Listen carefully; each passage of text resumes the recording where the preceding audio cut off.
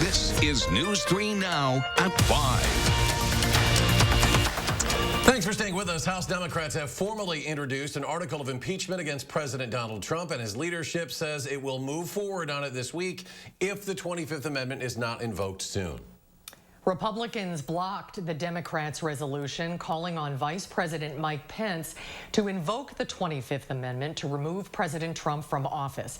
The move sets up a full House vote tomorrow. House Speaker Nancy Pelosi says if Vice President Pence does not respond in 24 hours, Democrats will move forward with the articles, accusing the president of inciting an insurrection. And the Department of Homeland Security is setting up increased inauguration security measures in motion earlier than scheduled, citing an evolving security landscape leading to the event. The head of the National Guard says at least 10,000 troops will be deployed in Washington by Saturday, and an additional 5,000 could be requested from other states. There are currently 6,200 Guard members in the city from D.C. and 5 nearby states. The increase in requests for Guard members comes as officials brace for more possibly violent protests surrounding the inauguration of President-elect Joe Biden. And within the last half hour, Governor Tony Evers announced that he has authorized the Wisconsin National Guard to help at our state capitol.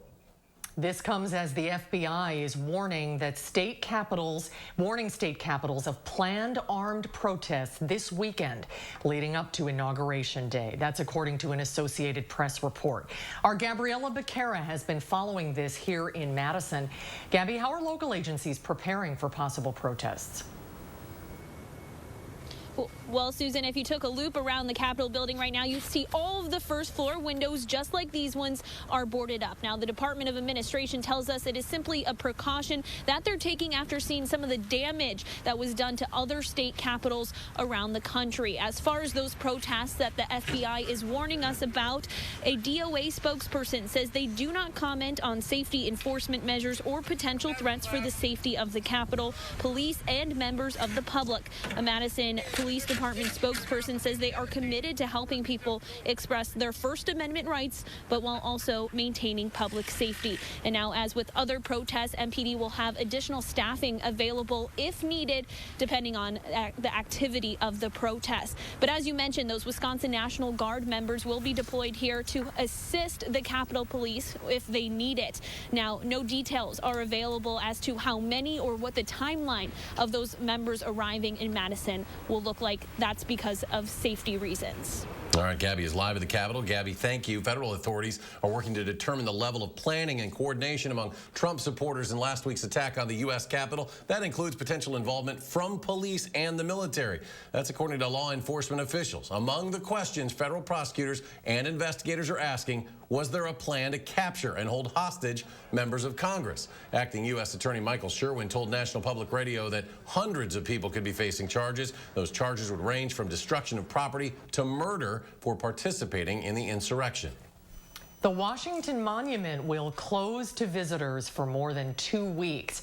The National Park Service made the announcement today. It cited threats from groups behind the Capitol riot to disrupt the inauguration as the reason. Crowds typically congregate on the National Mall between the Capitol complex and the White House to watch presidential inaugurations. Governor Tony Evers has ordered flags to be flown at half-staff on all buildings on Wednesday. It's a sign of respect for the United States Capitol Police officers Brian Sicknick and Howard Liebengood. Another member of the Trump administration has announced he is resigning. Acting Homeland Security Secretary Chad Wolf stepping down from his post days after criticizing President Trump over the riot at the U.S. Capitol. Wolf said he would step down even though he had earlier said he planned to remain in his job. Pete Gaynor, who ran the Federal Emergency Management Agency, would become the acting Homeland Security Secretary. We have breaking news into our newsroom just about 10 minutes ago. A person is in custody following the death of a newborn baby in Greene County. The Greene County Sheriff's Department and Albany Police say the infant was born on January 5th at a home in Albany and then taken from the home by the infant's father on January 9th. The baby was then found dead 1 day later. The Wisconsin Department of Justice says the death is being investigated as a homicide. They are looking for someone specific. We've posted pictures of that person on our website, channel3000.com. Anyone with information about this incident should contact the Greene County Sheriff's Department. A calm start to the work week as we could see some wintry weather later in the week. Let's get your first warn forecast meteorologist Dana Fulton. He's on the weather patio. Dana? Right now it's just a little cool and breezy outside, but yes, overall a very quiet and calm start to the work week. Just a cloudy sky and of course that snowpack still on the ground. 30 degrees right now in Madison, so it was nice to see the low 30s again today. That's about a 10-degree jump from where we were at this time yesterday for Dane County, a 13-degree jump for Boscobel and 12-degree jump for Platteville. So that puts us right now at about 32 degrees in Platteville, 30 in Jadesville. Overall, a seasonable afternoon, but with that breeze now coming in from the southwest, it helped our temperatures climb a little bit more today. Right now, we're generally seeing wind speeds in the 8 to 15 mile per hour range, enough that you'll certainly notice it, but it doesn't add too much of a wind chill for us. Radar is quiet with this cloudy sky overhead. It's going to stay quiet for the next few days, but yes, we do have the chance for a little light snow to come in by the end of the week. But we will take a closer look at your full 10-day in just a few minutes. Dana, thank you. 9 more people have died of coronavirus complications. That brings the statewide death toll to 5,250. State and county health officials recorded 1,434 new cases. The state has reached a lifetime total of 508,545 confirmed cases. More than 28,000 of those remain active. The Department of Corrections is reversing a former policy on how they report COVID-19 deaths to the public. We know at least 25 have died in total, but for the first time during the pandemic, we can now see which prisons have had at least one inmate die of COVID-19. Naomi Coles brings us the very latest. Naomi? Eric, at least 12 prisons in all have reported at least one death. Oshkosh and Waupun are leading that list right now at 4 deaths each. Oak Hill here in Dane County, they're coming off a major outbreak. They have reported 1 death.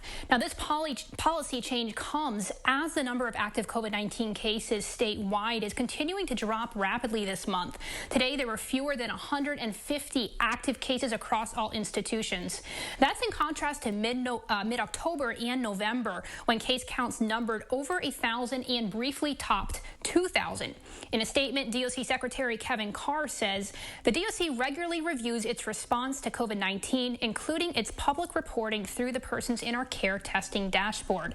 Our agency has and continues to strive for transparency while also maintaining the appropriate levels of privacy for staff and those in our care, end quote. Now, this news comes as a state vaccine board considers whether to include Wisconsin's incarcerated population in that next phase of vaccination recommendations. Now, a majority on the board does favor including them, but that is ultimately the Wisconsin Department of Health Services decision to make. All right, Naomi Coles reporting. Naomi, thank you. A new health order in Dane County will continue many of the guidelines we've been following.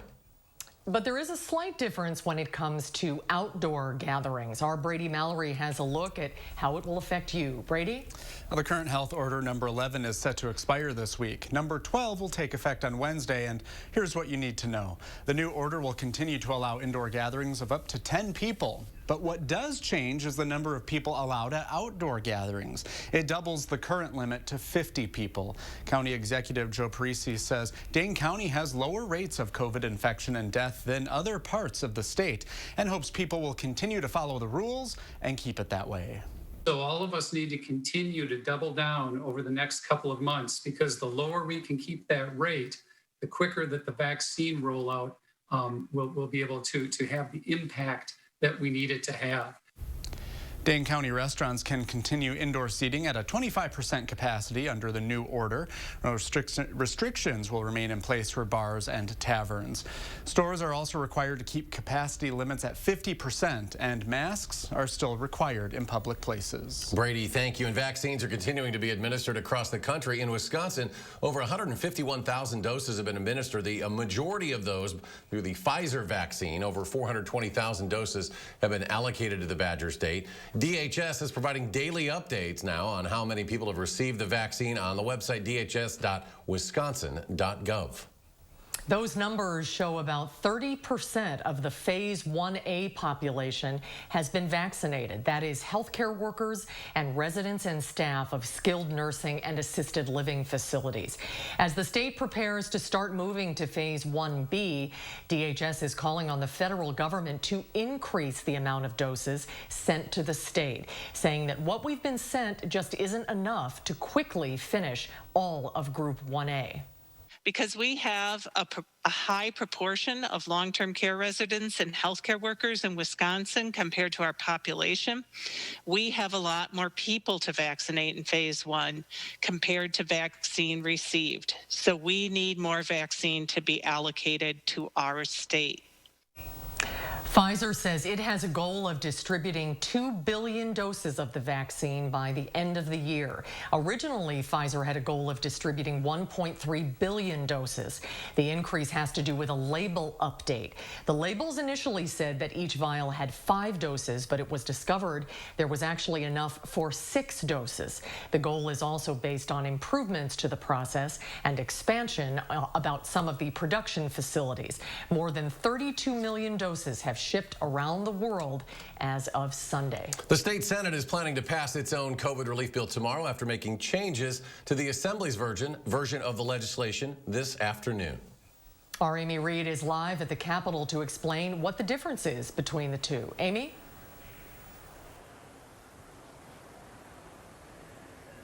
The Senate Majority Leader told me there's nothing wrong with the Assembly bill, but he wanted to pass something that the governor could sign. He heard mostly support from those who spoke at a public hearing today. Some did not like the changes from the bill that passed the Assembly. This one does not bar employers from requiring a vaccine, and it also removes language that keeps local public health departments from closing businesses for more than 2 weeks.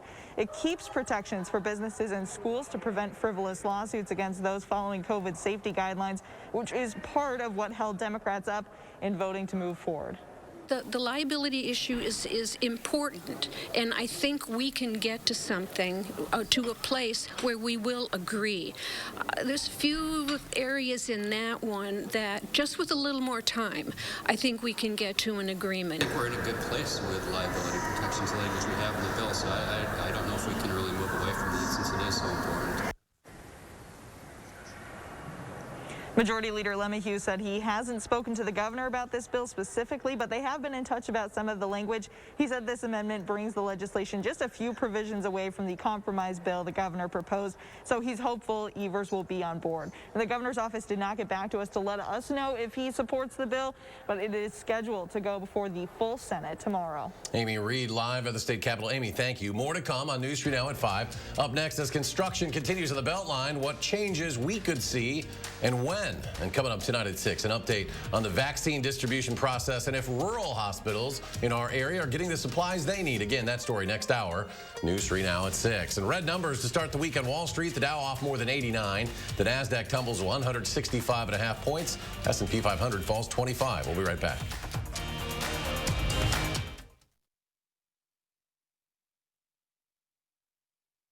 Bag sale is back and bigger than ever because this year you get 15% off everything you can fit in the bag for 2 weeks. That's right, now through January 16th. Need new tools? Put them in the bag and save 15%. Updating your bath faucet? Put it in the bag and save 15%. Painting? Save 15%. Whatever you need, if it fits in the bag, you save 15%. In store only through January 16th at Menards. Save big money at Menards. Culver's is a family restaurant. To me, that means being the place that puts a smile on everyone's face. We're famous for our cooked-to-order butter burgers and frozen custard made daily inside our restaurants. But we've always believed more menu options mean more ways to brighten your day. We source the finest chicken to bring you our tenders and chicken sandwiches. And our cheese curds. They're a Wisconsin tradition we're proud to share with you. So take the next meal shift off and let us take care of you. Welcome to Delicious. Imagine facing Wisconsin's bitter cold winter without a warm home, or the blistering heat of summer without power, then having to make the tough choice between eating or meeting other basic survival needs. Unfortunately, over 200,000 of our neighbors in need will face this difficult decision with no place else to turn, including those who are now unemployed due to the COVID-19 crisis. Keep a neighbor in crisis safely in their home during these difficult times by supporting and donating to the Keep Wisconsin Warm Cool Fund today. To most people, the idea of fighting is unpleasant.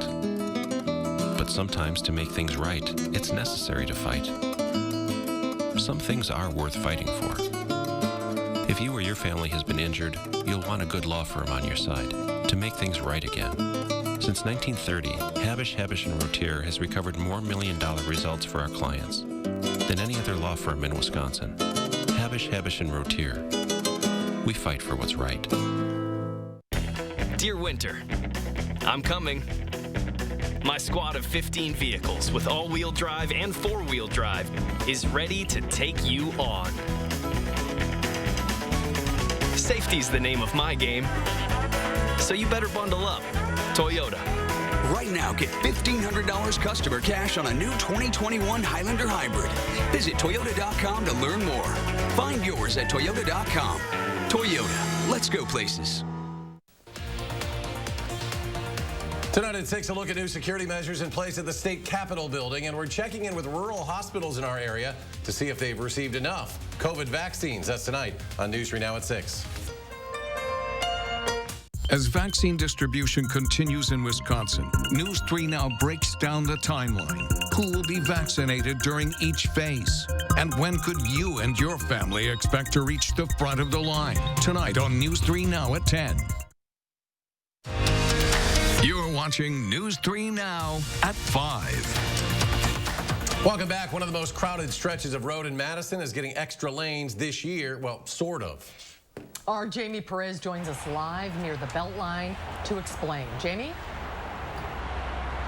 So the Wisconsin DOT is about to do some major construction work here on the Beltline that includes the implementation of what they call a flex lane to hopefully help improve the traffic here. Starting this March, a $45 million construction project is happening on Madison's most traveled highway, and the DOT says you can expect delays. The introduction of construction equipment in orange barrels along the corridor as work is being done typically slows traffic down and deters some vehicles from either traveling on that section of roadway or just traveling slower. So we do anticipate some delays. Brandon Lamers is one of the people overseeing this project. He said these changes to the Beltline are overdue. To address the pavement, the median barrier wall, and then drainage in that median shoulder lane, as well as installing the infrastructure for the dynamic part-time shoulder use. All of that work is being done at the same time, including the implementation of what's called a flex lane. Drivers will be able to use the shoulder during peak rush hour times. A green arrow indicating that it's open, and a red X indicating that it's closed. And essentially, during those busy parts of the day. Construction will also replace worn-out pavements, improve drainage, and replace the median wall. The DOT hopes the 100,000 drivers who use this 10-mile stretch of road on any given day view it as some more construction now that could help clear up headaches in the future. You won't have those start and stops that you have today. So what it takes you to travel the Beltline, say on a Monday afternoon, it'll be very consistent that throughout the rest of the week. You won't have that uncertainty that you do today. Now, if everything goes expected and according to plan, they say that we can have a new and improved Beltline starting the beginning of next year. All right, let's hope so. Jamie Perez live along the Beltline. Jamie, thank you. A look at your first warned weather. Meteorologist Dana Fulton now with your forecast. Dana? You can see, of course, behind Jamie, there's still snow on the ground, and that's throughout the state right now. Our snowpack hasn't increased. We've stayed dry, but it hasn't really decreased too much. Just a little bit of melting over the last several days. Pretty much anywhere you go, you're going to see a little bit of something on the ground right now. We do have a cloudy sky overnight, and we are expecting variably cloudy skies for Tuesday and Wednesday. That just means more cloud coverage than sunshine. Some light snow possible late Thursday night into Friday. And behind that system, it's going to get a little colder outside this weekend, and then even colder as we look ahead to next week. Our temperatures dropping down quite a bit by the start of next week. Overall, radar has stayed quiet. We did see some flurries yesterday morning for some corners of town. It was kind of an interesting portion or parts of Madison where we had some light flurries, and other areas just next door were quite dry. Again, that was for the weekend, but right now we're just looking at that cloudy sky for this evening. Road conditions should be just fine at this point. Mostly cloudy for the next several hours. By Tuesday morning, temperatures will be moving maybe a degree or two cooler. We're down to the mid to low 20s for overnight lows, but with that cloudy sky overhead, we really won't drop too much. Tuesday afternoon, high temperatures will be in the low 30s again, with again a few possible pockets of sunshine. Not expecting a lot of sun, but we could see just a little bit coming through for Tuesday. Wednesday, another cloudy start to the day. Temperatures in the 20s early. Afternoon highs likely in the mid 30s. So we'll add on a few more degrees for tomorrow, and then again for Wednesday. A little bit of a warming trend in front of this next system that is going to bring some light snow chances for the end of the week. They start to pick up Thursday afternoon. That light snow builds in, and at that time we could see a little rain initially, a little mixed precipitation before it transitions over to all light snow at night, and we'll likely continue to see light snow throughout the day on Friday. That will likely come to an end later in the evening on Friday, and by Saturday morning we're transitioning more to just a cloudy sky with our precipitation chances moving off to the east. Overall, it's really not going to lead to a lot of accumulation, just a little light snow, but we're really trending in that 1 inch or less range, so trace amounts expected even as that light snow continues as we look ahead for a few days. Our temperature trend 6 to 10 days out and 8 to 14 days out, not really leaning one way or the other right now, kind of consistently staying pretty close to average. It does look likely, though, we'll see a little bit of an uptick in our precipitation as we do have that chance for a few light snow events to pass through. Tomorrow, variably cloudy, not as cold outside, high temperatures in the mid to low 30s. That's where we're going to stay for Wednesday. For Thursday, upper 30s with that light snow coming through, possibly accumulating at night, but accumulation totals seem very, very minor at this time. We're going to cool down behind those snow chances and light flurry chances into the mid-20s for afternoon highs, and then overnight lows dropping down into the teens as we look ahead to next week. So we drop about 10 degrees for those afternoon highs and overnight lows. As far as road conditions right now, overall things look pretty smooth. As we take a look along the Beltline, no major delays east or westbound. In fact, downtown Madison looks okay at this time, as does the interstate all the way through Rock County and Dane County. From Janesville to the Beltline, about 25 minutes. Sauk City to Middleton at 16 minutes. And Sun Prairie to downtown, a quick 9-minute drive this evening. That's a quick look at traffic. Dana, thank you. Just ahead, she paved the way for women athletes at the UW. A look at the legacy of the late Kit Saunders at the university. That's next at 5. News 3 Now First Warn Weather is brought to you by Lazy Boy Home Furnishings and Decor. Discover a shopping and design experience as comfortable as the furniture. Lazy Boy Home Furnishings and Decor. Schedule your free design consultation today. Is your credit score getting in the way of the things you want to do? Personal loans through NetCredit offer fast and flexible lending. Borrow up to $10,000 and choose repayment terms that work for you. You may even be able to build your credit history as you repay. NetCredit, a more personal loan. I'm Sean Clary, president of Clary Building Corp. Make sure you watch playoff football right here on CBS. Your eyes are everything. They're how you see the world and connect with others. At Shopco Optical, your eyes are everything to us too, which is why we offer everything to help you see better and look better. A huge selection of designer frames, convenient locations, and experienced optometrists. We're Shopco Optical. You'll see. Right now, get 50% off frames with any lens purchase. The forecast calls for a messy commute. The Ford lineup helps keep you in command. Intelligent four-wheel drive monitors traction, and a terrain management system adapts to road conditions at the turn of a knob, so you're ready to take on the elements with confidence. Power through the storm in a new Ford Explorer, now with 0% financing for 72 months, plus $4,250 bonus cash. See your Wisconsin dealer today. We drive everywhere to help our son reach his dream of becoming an elite swimmer. So we enrolled in the Know Your Drive program with American Family Insurance. It gives us discounts for safe driving and other benefits, like emergency roadside service, which comes in handy, no matter where his dreams take him. With Know Your Drive, save up to 20% and get closer to your dreams. American Family Insurance. Insure carefully, dream fearlessly.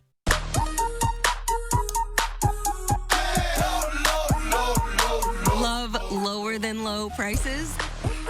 Then get more ways to save at Pick and Save, where you can find personalized coupons, weekly deals, and rewards like fuel points.